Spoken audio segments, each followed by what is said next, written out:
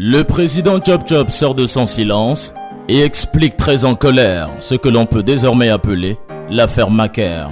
Une affaire de sexualité qui a éclaboussé la presse tout entière ces derniers jours en mettant à nu sur les réseaux sociaux les frasques les plus scandaleuses que les filles et les jeunes ont subies ces derniers jours. Quand il passe aux aveux, il reconnaît avoir fait ce voice, mais c'était juste pour voir si sa fille avait grandi.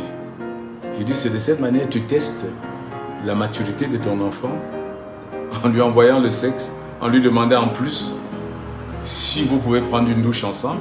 Voici pourtant une réaction de Maker qui prête à confusion. Le coach donneur de leçons est tombé dans le piège de ses propres enseignements. Faites ce que je dis et non ce que je fais, c'est ce qu'on pourrait dire. À vous les pères qui couchez avec les petites filles déjà. Maker est donc un monstre, dit le président Chop Chop, en affirmant détenir toutes les preuves que l'ex-chroniqueur de Njambo TV est un pervers, un prédateur sexuel qui détournait et couchait avec sa propre fille de 15 ans. Et la petite a avoué à sa maman que son père l'a brutalisé, l'a violée et elle avait même des égratignures sur le visage.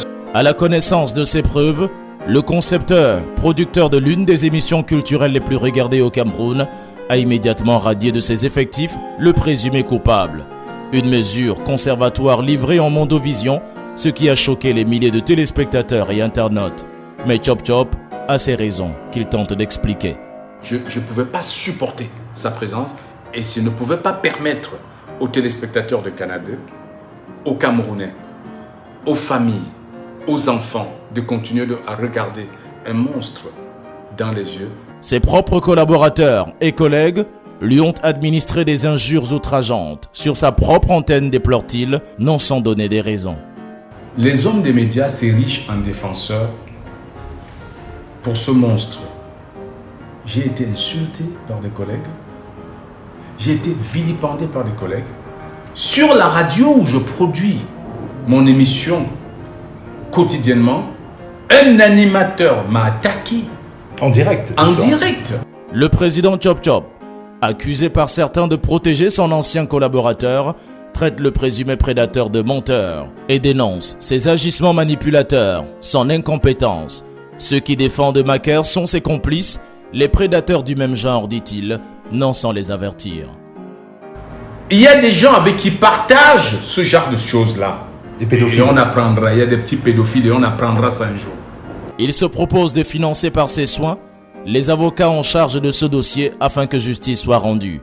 Plusieurs soutiens et collègues de l'animateur se sont rétractés à la lecture des preuves accablantes.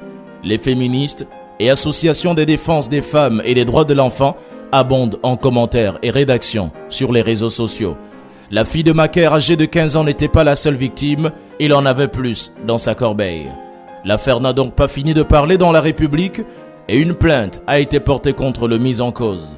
La justice qui s'est saisie du dossier ne va pas tarder à trancher. À très bientôt pour la suite et n'oubliez pas de vous abonner.